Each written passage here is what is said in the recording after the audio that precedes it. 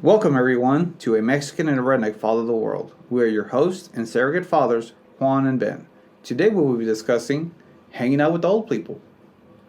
Hanging out with old people. I love my old people. We got to go to Ben's story corner to kind of to set it all up. So when my daughter was 2, when Aria was 2, we were visiting with my grandfather, or he was visiting with us, and we were leaving to go somewhere, and Aria had that 2-year-old kind of aimless wandering thing that 2-year-olds do. And she knew we were supposed to go somewhere. She just wasn't sure where. So she'd walk and kind of get in my way. And then she'd walk and get in his way. And we were walking through our house, so there was kind of limited space. And she kept walking in front of him. Well, he was in his mid-70s at the time, and I think he was on a cane at this point. And she was starting to kind of trip him up.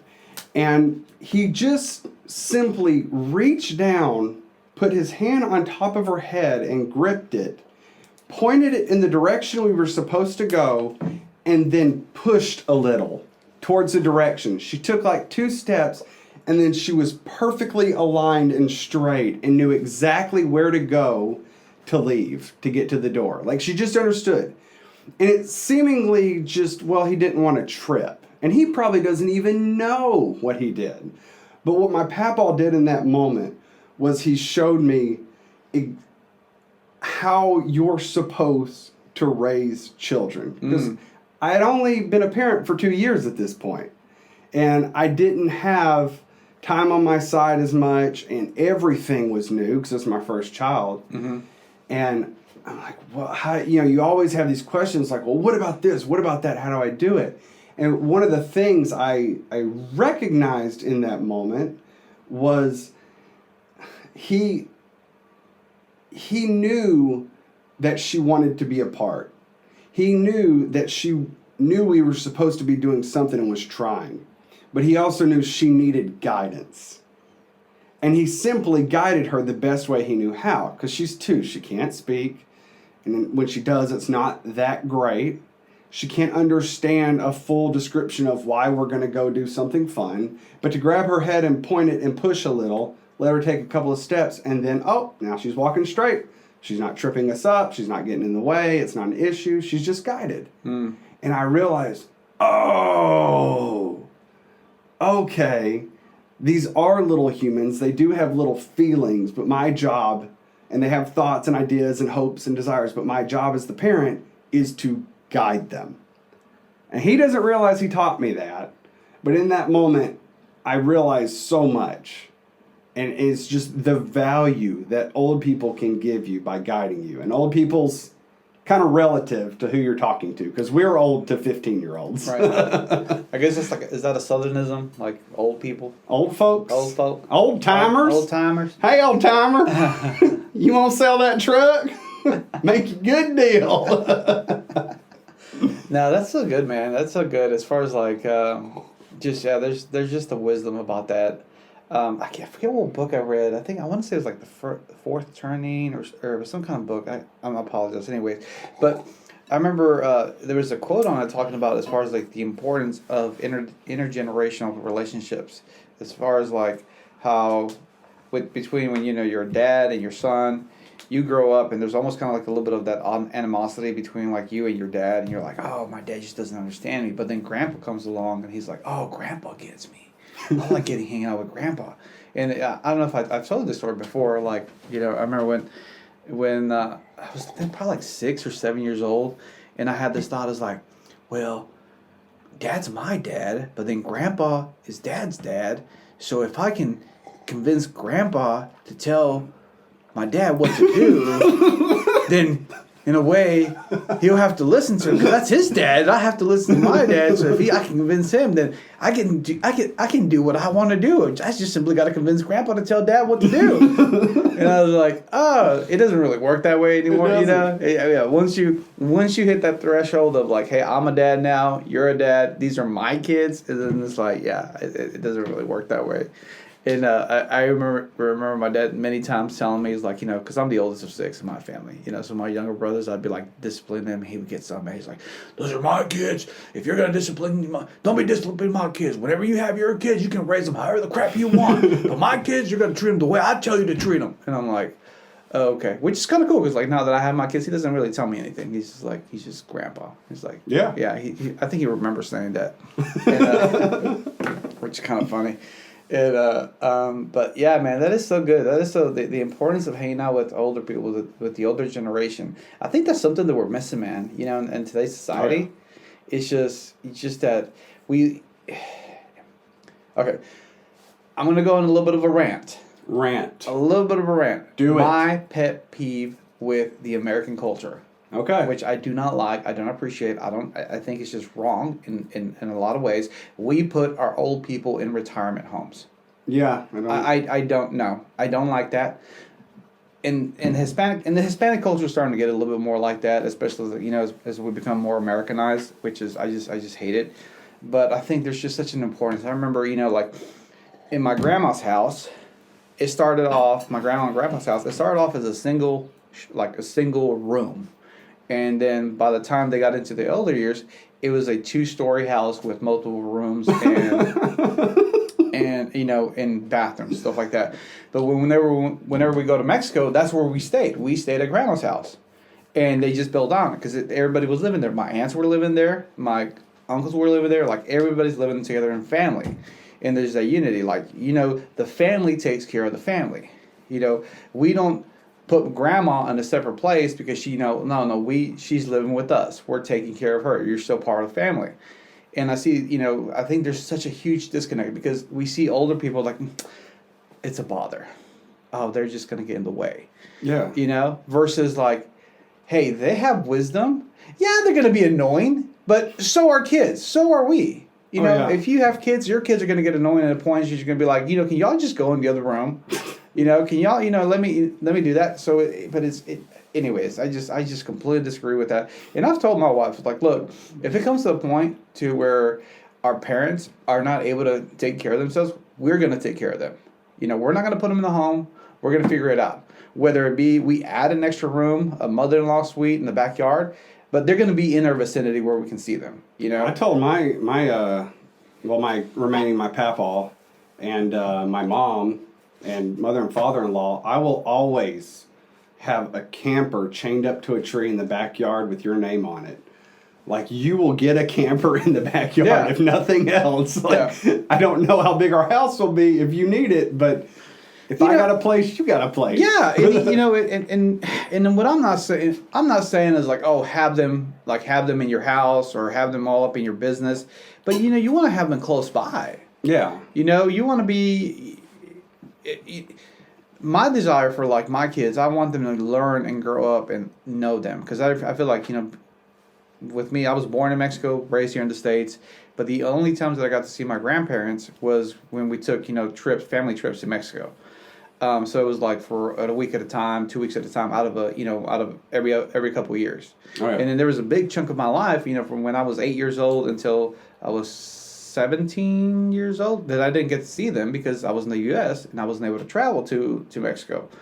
So we weren't able to go. So it's like, it just kind of stunk. Anyways, but now I find myself gravitating to the older generation. There's a great guy that I work with, I've told him about it, and Gordon, and the guy's just phenomenal. I sit down with him and he's got this old man strength, old man wisdom to That's where real. He's like, look, if you just listen to me and do exactly as I told you, we're going to get this thing done. We're going to get it done right. And I'm like, yes. Oh, okay, I want that. Because they have that wisdom, right? They have that wisdom to guide your energy. That is the take you get from the older generation. They've done it. They've been there. They know exactly how to do it right. If you want to pave your own way, great, go do that. But they can really help you along just by sitting down and having lunch with them and saying, this is how we're going to do it. Or invite them over to do that project because they've done it. They did it back in the 70s when you weren't even around. Mm-hmm. And what they get from you is that energy. You know, they get to relive that thing that they had to figure out. And then that wisdom gets passed on to the next generation and so on and so forth, you know.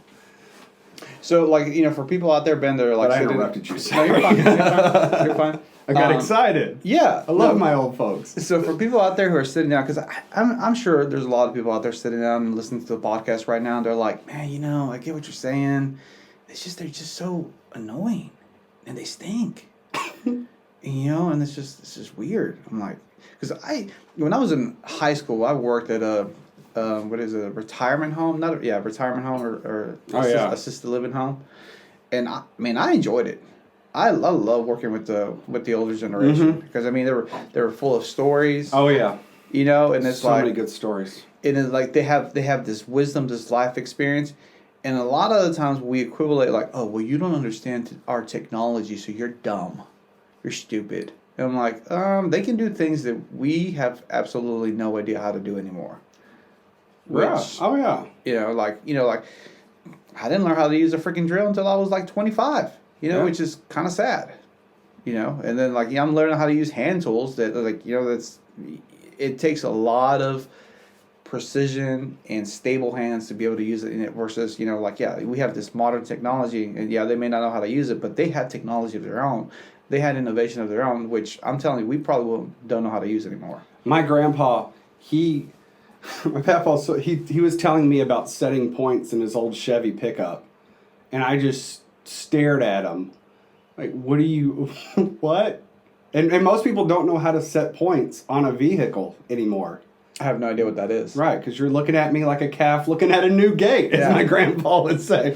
And it's just I think points are pre-distributor. I don't know enough about them. Unless you're a mechanic who works on old cars, or maybe you're a mechanic who researched it, you probably won't know, but that was a common thing because a lot of old people have talked to me about setting points. I'm like, I don't know what that means. I've never owned a car that old. But there's that wisdom. There's that history talking to you and giving you its perspective, you know. So what would you say as far as somebody who's like, hey, I have somebody in my life, but I really haven't connected. I don't know how to connect them. Like, how would you tell them, like, this just... How do you connect with the older generation, Ben? So if you think they're annoying and they stink, remember one time you were a baby and you were annoying and you stunk. So let's just start there. If you think that about old people and you're like, I don't know how to connect to them, and they always tell me what to do and they always tell me the truth. It's like, well, it's not that they're trying to push themselves on you. It's that they're trying to give you their wisdom. They actually are trying to help you. They actually love you and care about you. They're not bossing you around. They just see you making all these mistakes. So maybe you, as the receiver of the wisdom, of the knowledge, need to lower your pride level a little bit. Pull back. Be more receptive. They're not trying to hurt you. Hopefully they're not trying to hurt you. I mean, if you're in a bad situation, get out of it. But if they're just telling you the truth, if they're just trying to tell you, hey, that girl's no good for you. Hey, it seems like your boss at work is terrible and you need to get away from them. Or, hey, it sounds like you need to work a little bit harder when you're at work because your boss is trying to gently tell you that you're a little bit on the lazy side. You know, listen to them. Give them a chance, you know, because a lot of old people, I've talked to some and they kind of feel like, well, they just don't seem to want me around anymore. They don't come around. It's like, man, y'all got to reach out. You reach out to the old people, I'm telling you, you're going to get more back than you could have dreamed of. Stand on the shoulders of those giants. You know, they made it to 80 whatever or 90 whatever or 70 whatever. You haven't made it to that age yet. And they know something you don't. They were able to live longer than you. I'll tell you what, man. One of the most impactful men that has been in my life was a gentleman. That I met when I was in my early 20s. He was Mr. Kennett. He was 100 and no, was he 100? I think he was 93 when I met him. Either way, he was a close, basically, in either late 90s, early 100s. You met a centurion. Yes. That's amazing. Yes. And amazing guy. Amazing guy. So he lived at the hotel that I was working at because I was working for the Hilton, and he had developed such a good amount of wealth in his life that he could afford to, instead of going to a retirement home, he just simply rented a room at the Hilton and lived there with his wife because she had Alzheimer's, so her mind was going away. And I asked him one day, I was like, Mr. Ken, I was like, why do you live here? Why are you here? He's like, man, I don't want to be surrounded by all them old farts. He's like, I got dreams. I still have vision. I still have purpose. Wow. And it was like, so this guy, he would get up every morning, 6 o'clock in the morning, get dressed, everything like that, come have breakfast, and then drive himself to work. He drove this old F100 pickup Nice. truck. Oh, really nice truck. Classic. Yeah, classic truck. But it was just like the guy just had grit, And it was like, and he would tell me, he's like, man, I still got dreams inside of me. I got to get done. Yeah. And there was just yeah. such a fire of him, and he did not speak like an old man. He had the body of an old man, but his spirit was still young. So I'll say this caveat without there, if you have somebody out there, take the time to listen to their stories. Yes. If the story doesn't line up where you want to be in life, then have a cordial relationship, be friendly with them, stuff like that.